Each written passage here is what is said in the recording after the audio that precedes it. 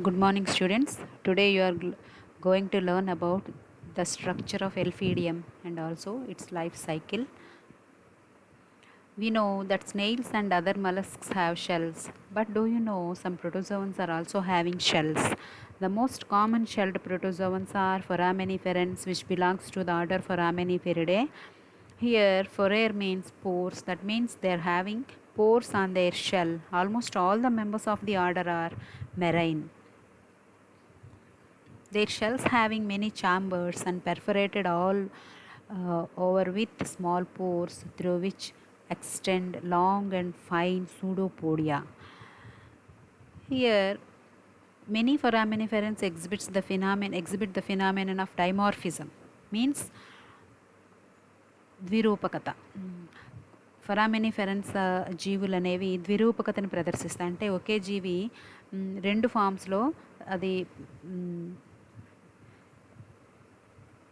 రెండు రూపాలను కలిగి ఉంటుంది. ఇక్కడ ప్రోటోజోవన్స్కి సంబంధించి ఎల్ఫీడియం క్రిస్పమ్ని టైప్ స్టడీగా తీసుకోవడం జరిగింది. ఇక్కడ పాలిస్టోమెర్లా అని కూడా ఎల్ఫీడియం క్రిస్పమ్ని పాలిస్టోమెర్లా అని కూడా అంటారు. ఇది రెండు డైమార్ఫిక్ ఫామ్స్ని ప్రదర్శిస్తుంది. ఇది ఎల్ఫీడియం క్రిస్పమ్ యొక్క స్ట్రక్చర్. అయితే ఇవి unicellular animals. They are unicellular animals, that means they have only single cell and also contains hard translucent shell which was made up of 90% of calcium carbonate and the remaining 10% is made with magnesium sulfate and silica. Their shell is polythalamus or multilocular, that means we can find so many chambers in that shell. అనేకమైనటువంటి కర్పరంలో అనేకమైనటువంటి అరలు ఉండటం అనేది ఇందులో మనం గమనించవచ్చు. దీని యొక్క ఆవాసము గమనిస్తే Elphidium is marine form found abundantly on the bottom of the ocean. It is found creeping about on seaweeds to a depth of 300 fathoms. It also occurs in brackish water. ఉప్పు నీటి కయ్యల్లో కూడా నివసించగలిగే శక్తిని కలిగి ఉంటుంది. స్ట్రక్చర్ ఆఫ్ ఎల్ఫీడియం యొక్క structure కనుక చూసినట్లయితే elphidium రెండు రూపాల్లో ఉంటుంది. ఇది మెగాలోస్ఫెరిక్ ఫామ్, ఇది మైక్రోస్ఫెరిక్ ఫామ్. ఇవి ఎల్ఫీడియం యొక్క రెటిక్యులోపోడియా రకానికి చెందినటువంటి మిథ్యాపాదాలు. అయితే ఈ వీడియోలో మీరు ఎల్ఫీడియం యొక్క డైమార్ఫిజం, షెల్, దాని యొక్క షెల్ ఏ విధమైన నిర్మాణం కలిగి ఉంటుంది, సైటోప్లాజం ఎలా ఉంటుంది, లోకోమోషన్ దానిలో గమనం ఎలా ఉంటుంది, nutrition, reproduction and life cycle also you can learn. This is the external feature of Elphidium. These are the reticulopodia which are necessary for its locomotion, and these are the pores which are present on the shell. These are the reticular process which are having each and every chamber of the shell. This is the food which can be engulfed, which can be taken into the food vacuole through the reticulopodia. This is the inner cytoplasm and this is the outer cytoplasm. And then dimorphism. ఈ ద్విరూపకతలో ఈ రెండు రూపాలను ప్రదర్శిస్తుంది. One is microspheric form and another one is megalospheric form. Microspheric form we can find the prolaculum which is small in size. Many nuclei which are small are present in the cytoplasm. It exhibits a sexual reproduction. Whereas in megalospheric form, the prolaculum is large and a single large nucleus which is present in one of the chambers of the shell. A single large nucleus is present and it exhibits sexual reproduction. Isogamy పద్ధతిలో ఇది లైంగిక ప్రత్యుత్పత్తిని ప్రదర్శిస్తుంది. Differences between megalospheric and microspheric forms. Microspheric form and megalospheric form less abundant in number. Microspheric forms are less abundant, whereas megalospheric forms are more abundant in number. This is the smaller in size. Microspheric form is smaller when compared to this. Megalospheric form is larger, multinucleated, and small nuclei are present. But in megalospheric form, uninucleated, the single large nucleus is present. The initial chamber or prolaculum is small in microspheric form, whereas the prolaculum is large in megalospheric form. It reproduces asexually by multiple fission. బహుదా విచ్ఛితి పద్ధతిలో ఇది అలైంగిక ప్రత్యుత్పత్తిని జరుపుకుంటుంది. అదే మెగాలోస్ఫెరిక్ form చూసినట్లయితే ఐసోగమీ conjugation పద్ధతిలో లైంగిక ప్రత్యుత్పత్తిని జరుపుకుంటుంది. Shell. Structure of shell: the body is covered with a hard and translucent shell made up of calcium carbonate and also small amounts of inorganic compounds such as silica and magnesium sulfate. The shell is polythalamus or multilocular. That means so many chambers we can find in the shell of the Elphidium, and perforated through cytoplasm becomes continuous from one chamber to another and also extends to outside to form pseudopodia. Initial single chamber, we know that it is the prolaculum. As animal grows in size, successive chambers are laid down in a spiral manner, forming holes. Each chamber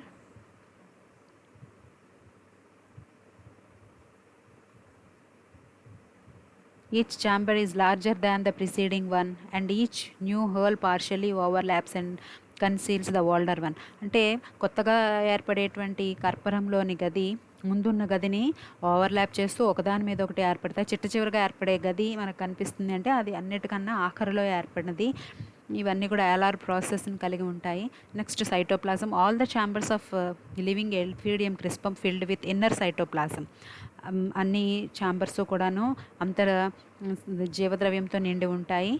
అన్ని ఛాంబర్స్కి బయట ఒక thin layer of outer cytoplasm ఉంటుంది.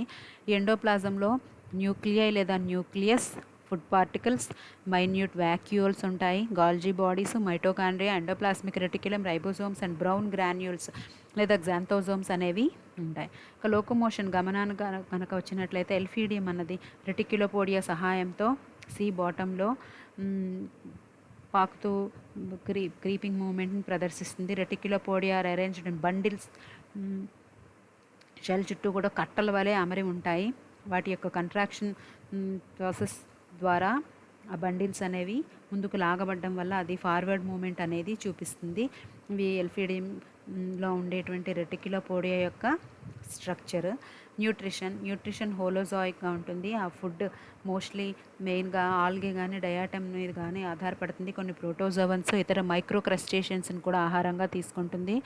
Mucus layer, చుట్టూ ఉండే ఉపరితలంలో ఉండే mucus layer proteolytic సెక్రీషన్స్ని కలిగి ఉంటుంది. ఈ ప్రోటియోలైటిక్ సెక్రీషన్స్ అనేవి ఆహారంగా ఉండేటువంటి ప్రేని ప్యారలైజ్ చేయటం అన్నది దాని యొక్క హోలోజాయిక్ న్యూట్రిషన్లో ప్రాథమికమైనటువంటి అంశము. తర్వాత క్యాప్చర్డ్ ఫుడ్ అన్నది ఫుడ్ వ్యాక్యూల్గా మారి లోపలికి రైజోపోడియా సహాయంతో షెల్ లోపలికి తీసుకోబడుతుంది.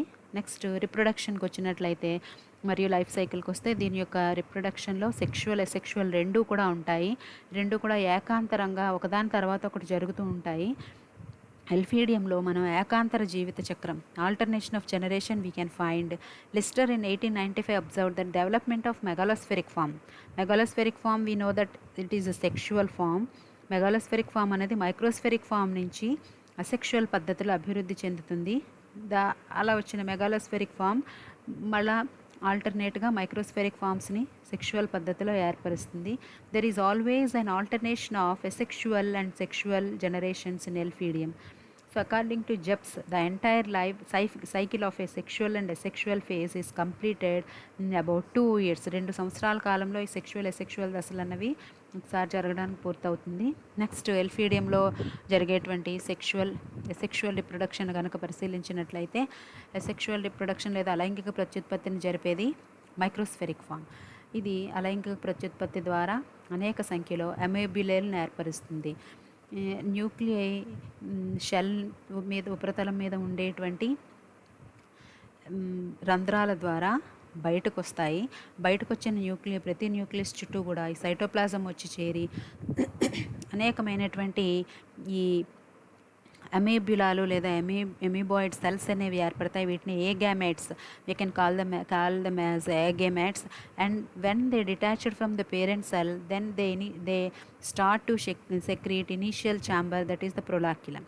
ఎప్పుడైతే కర్పరం నుంచి విడబడతాయో ప్రొలాక్యులం ఏర్పరచుకోవడం అన్నది స్టార్ట్ అవుతుంది. Each amoebula secretes the proloculum and then forms rhizopodia. చలనం కోసం రైజోపోడియాని సెక్రెట్ చేసుకుంటాయి. తర్వాత అవి పెరుగుతూ ఒకదాని తర్వాత ఒకటి ఛాంబర్స్ని ఏర్పరచుకొని చివరిగా మెగాలోస్ఫెరిక్ ఫామ్గా అభివృద్ధి చెందుతాయి. ఈ విధంగా సెక్షువల్ రిప్రొడక్షన్లో మైక్రోస్ఫెరిక్ ఫామ్ అనేది అనేక అమేబిలాలను ఏర్పరచుకొని ఒక్కొక్క అమేబిలా మళ్ళీ మెగాలోస్ఫెరిక్ ఫామ్గా ఏర్పడడం అనేది జరుగుతుంది. అంటే లైంగిక దశను ఏర్పరచడం జరుగుతుంది. నెక్స్ట్ ఎల్ఫీడియం యొక్క sexual reproduction. The megalospheric form reproduces sexually by syngamy or conjugation. Nuclei first breaks up into many small nuclei and the cytoplasm collects around each of these nuclei. The nuclei divide twice, giving rise to a large number of tiny cells. The cells develop flagellae and come out of the shell. మొట్టమొదట ఉండేటువంటి ఒక పెద్ద nuclei కూడా అనేకమైనటువంటి చిన్న చిన్న న్యూక్లియల్గా ఏర్పడి వాటి చుట్టూ సైటోప్లాజం కలెక్ట్ చేయబడుతుంది. ఆ సైటోప్లాజం చుట్టూ వచ్చినటువంటి న్యూక్లియై చుట్టూ ఏర్పడిన సైటోప్లాజం మరల న్యూక్లియై అనేవి మళ్ళీ డివైడ్ అయ్యి అనేకమైనటువంటి large number of tiny cells కింద చిన్న చిన్నగా ఉండేటువంటి ఎక్కువ నెంబర్లో ఉండే సెల్స్గా ఫామ్ అవుతాయి. ఆ సెల్స్ ఫ్లాజెల్లాని ఏర్పాటు చేసుకొని అవి షెల్ నుంచి బయటకు వస్తాయి. బైఫ్లాజెల్లేట్ సెల్స్ అన్నవి ఏకస్థితిక దశలో ఉంటాయి. వీటిని ఐసోగామెట్స్ అంటాము. The isogametes are released into the surrounding sea water through the shell pores ద్వారా చుట్టుప్రక్కల ఉండేటువంటి వాటర్లోనికి విడుదల చేయబడతాయి. ఐసోగామెట్స్ రెండు వేర్వేరు జీవులకు చెందినటువంటి ఐసోగామెట్స్ అనేవి కాంజుగేషన్ చెంది అవి జైగోట్స్ని ఫామ్ చేస్తాయి. Fusion of similar gametes is known as the isogamy, and the zygotes thus develop into microspheric forms. ఇక్కడ ఏర్పడిన ఒక కేంద్రకము కూడా అనేకమైనటువంటి చిన్న చిన్న కేంద్రకాలుగా విభజన చెంది అది అనేకమైన కేంద్రకాలతో కూడినటువంటి మైక్రోస్ఫెరిక్ ఫామ్గా ఏర్పడుతుంది. ఇక్కడ అలైంగిక పద్ధతిలో మెగాలోస్ఫెరిక్ ఫామ్ అనేక కేంద్రకాలు ఉండేటువంటి మైక్రోస్ఫెరిక్ ఫామ్గా ఏర్పడటం అనేది జరుగుతుంది. ఈ విధంగా ఎల్ఫీడియం యొక్క లైఫ్ సైకిల్లో the cycle of Elphidium clearly exhibits the phenomenon of alternation of asexual microspheric generation with sexual megalospheric generation. అలైంగిక దశ, లైంగిక దశ ఒకదాని తర్వాత ఒకటి ఏకాంతరంగా జరుగుతూ ఏకాంతరతర జీవిత చక్రాన్ని ప్రదర్శిస్తాయి. When the Elphidium die, their shells fall on the ocean floor like a steady rain and to contribute the formation of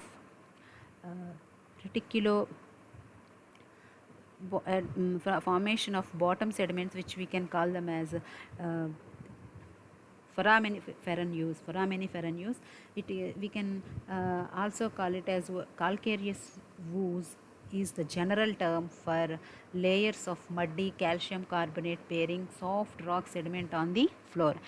Investigating calcareous ooze of modern Holocene and ancient Pleistocene oceans means to elucidate the role that oceanic processes play in global climate change during various geological time intervals at different levels of precision.